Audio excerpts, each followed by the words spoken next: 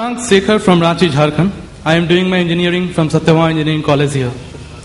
Sir, your lecture, after hearing your lecture, our misbelief about Islam and Muslims vanished today.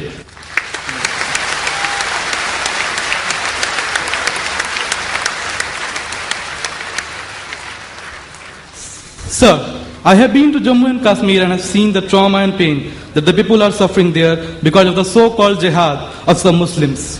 Sir, my question is that does Islam support such activities? If no, then what actually the word jihad means? Is it in accordance with the 56th verse of the 7th chapter of Quran which says, do not mischief? Or the 40th verse of 42nd chapter which says, forgiveness is better than retaliation? Or the 32nd verse of the 5th chapter which states, if anyone killed a person, he kills the mankind. Sir, I have one more question in the same context, and it is that does Islam teaches to give priority to the religion, that is dharma or mazhab, before the country or motherland, that is matribhumi or Qawm? Thanks a lot. The brother asked me very good questions. The first question is regarding concept of jihad. He says that why are people fighting? He's been to Kashmir. About jihad, does Islam encourage this fighting? What is the meaning of jihad? Does it not disagree with the quotations he gave of Surah chapter 5 verse 32? Brother, as far as the word jihad is concerned, there's a misconception not only amongst the non-Muslims, but even among the Muslims. What most of the people think, that any war fought by any Muslim, for any reason, whether it be for his personal gain, whether it be for politics, whether it be for language, whether it be for color, it is called as jihad. Jihad does not mean any war fought by any Muslim. Jihad comes from the Arabic word jahada, which means to strive, which means to struggle. Like how we have jidd jahad. So jihad basically means to strive, to struggle. And in the Islamic context, it means to strive against one's own evil inclination. It also means to strive to make the society better. It even includes to strive in the battlefield to fight in self-defense. Jihad also means to fight against oppression and tyranny. Jihad basically means to strive or struggle. Many people have misconception that jihad means holy war. And many people translate jihad as holy war. The Arabic word for holy war is harbun muqaddasa. If you read the Quran, nowhere in the Quran, not a single verse, nowhere in the authentic hadith of Muhammad sallallahu alaihi wasallam is this word harbun muqaddasa mentioned anywhere. There is no harbun muqaddasa at all. The translation of jihad is not holy war at all. This word holy war was first used by the historians to describe the crusades of the Christian, who spread Christianity and who killed thousands of people in the name of Christianity. Unfortunately today, many people, including so-called Muslim scholars, inverted commas, they translate jihad as holy war. It's a mistranslation. Yes, jihad means to strive, to struggle. One of the striving can include fighting.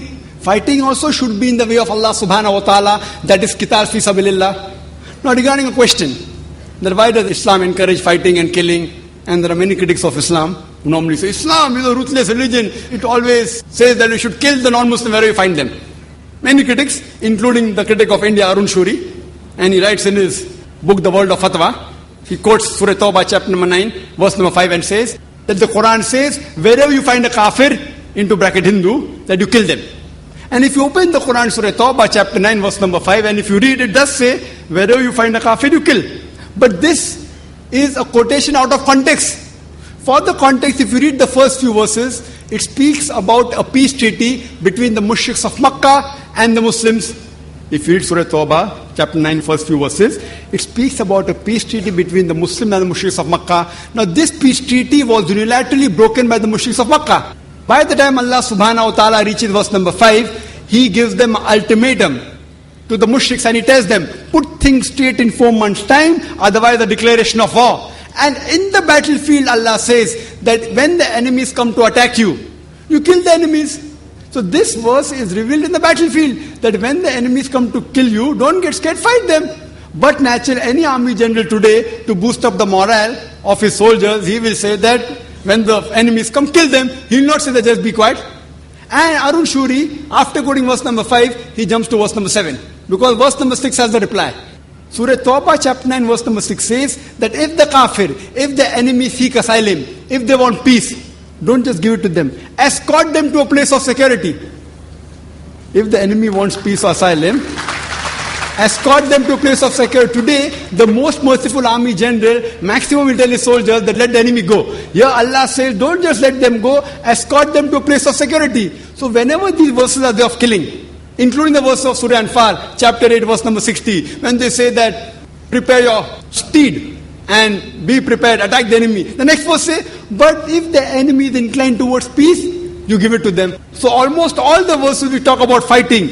After that it says that if they want peace, peace is better. Now regarding your question, what about the verses of Surah Ma'idah chapter 5 verse 32, Surah Nisa chapter 4 verse 40, that if anyone kills any human being, it's as though he has killed the whole of humanity. This is the basic rule of Islam, that if anyone kills any human being, whether it be a Muslim or non-Muslim, unless it be for murder or for creating mischief in the land, spreading corruption in the land, it is as though he has killed the whole of humanity. And if anyone saves any human being, it is as though he has saved the whole of humanity. Now if you read Bhagavad Gita chapter number 2 verse number 50, it says, Shri Krishna tells Arjun to do jihad, strive. If you read Mahabharat talks about thousands of verses of fighting, thousands of verses, many number of times more than what the Quran speaks. Mahabharata is a scripture, as you may be aware. It talks about a feud, a fight between the Pandavas and the Kauravas. The 5 brothers Pandavas and 100 brothers Kauravas fight. And Bhagavad Gita is a part of Mahabharata, 18 chapters in which Shri Krishna, Lord, he gives advice to Arjun. Arjun says in Bhagavad Gita chapter number 1, verse 42 to 46, that I would prefer getting killed unarmed rather than fighting my cousins. How can I fight my cousins? The Kauravas, my cousins. I would prefer getting killed unarmed rather than fight. Immediately Lord Krishna, you know what does he say? In chapter number 2, verse number 2 and 3, he says that how could such impure thought come in your mind? It is sinful. How could you become so impotent? How could your heart become so weak? So Lord Krishna says such thoughts are impotent. They are impure. They are sinful. It will prevent you from going to the heavenly planets, going to Jannah. After that, Bhagavad Gita, chapter number 2, verse number 31-33 says, he says, Lord Krishna, he says to Arjun, that it is the duty of a Kshatriya to fight. If he does not fight, he shall not go to heaven. And if you do not fight, you are doing a sin. So if you analyze in Bhagavad Gita, Krishna says that you have to fight. Imagine if I take verses of Bhagavad Gita and say that Lord Krishna tells Arjun that you have to kill your relatives. If I quote out of context, it will be devilish. But in context, it is Lord Krishna says that if you have to fight against falsehood, for the truth, you can fight against anyone, even if it be your relatives.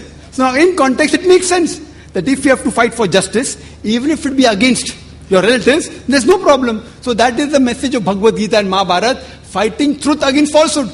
The moment I tell a Hindu about Mahabharata and Bhagavad Gita, he has the knowledge. He says, no, but Mahabharata and Bhagavad Gita is a fight between truth and falsehood. That is the same thing what's mentioned in the Quran. So moment I quote to you Bhagavad Gita, Mahabharata, you understand the Quran better. And furthermore, many people say, oh, this Quran talking about jihadis. If you do jihad, if you die, you go to Jannah. Many critics, including Arun Shuri, quote, and they quote the even hadith of Sahih Bukhari, volume number 4, in the book of Jihad, chapter number 2, hadith 46. It says that a mujahid is a person who strives in the way of Allah subhanahu wa ta'ala. And Allah alone knows who strives. And further a prophet said that if a mujahid dies in the battlefield, he shall go to Jannah, he will get paradise. But if he returns back, if he does not die, he will return back with the booty of war. This hadith and several verses of the Quran are quoted by the critics of Islam. I wonder how could the Hindu critics quote these things? Haven't they read the Bhagavad Gita? Haven't they read the Mahabharata? Even Shri Krishna, he mentioned in Bhagavad Gita, chapter number 2, verse number 37, O Arjun, O son of Kunti, rise up and fight. Even if you're killed, no problem, you will go to heaven. And if you return back successfully, you will get the good riches of this earthly world. Same thing as the hadith. So when Krishna says to Arjun that fight, if you are killed, no problem, you will go to heaven. If you return back successful, you will get the riches of the world. That is the same thing what Sahih Bukhari says, what the Quran says. So therefore you should understand each other better by reading the scripture. So Islam allows fighting as a last resort, in self-defense or to fight against oppression, otherwise no. And jihad means to strive, to struggle. Now coming to your second question. Which is more important? Which is more important, following the rules of the country or following the mazhab, the deen?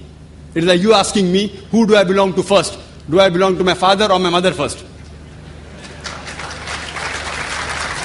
Brother, as far as following the rules of the country and following the rules of deen, Almighty God is concerned, Almighty God is our creator. He is more superior to us. Following the rules of deen is more important for us than any other rule laid down by father, mother, or any country. But I am an Indian. I know there's not a single law in the Indian constitution which prevents any Muslim in India to follow Islam. In fact, India is one of the few countries which is mentioned in the constitution that it is the right, it's the birthright of every citizen of India to preach, practice his religion. That's what I'm doing.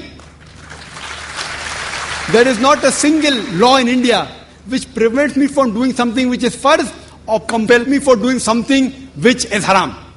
There is no law. I can offer 5 times salah if I want. If I don't want, I can't offer. There is not a single law in the Indian constitution which prevents me from becoming a good Muslim. Therefore, as far as I am concerned, I am a very practicing Muslim, alhamdulillah, and also practicing Indian.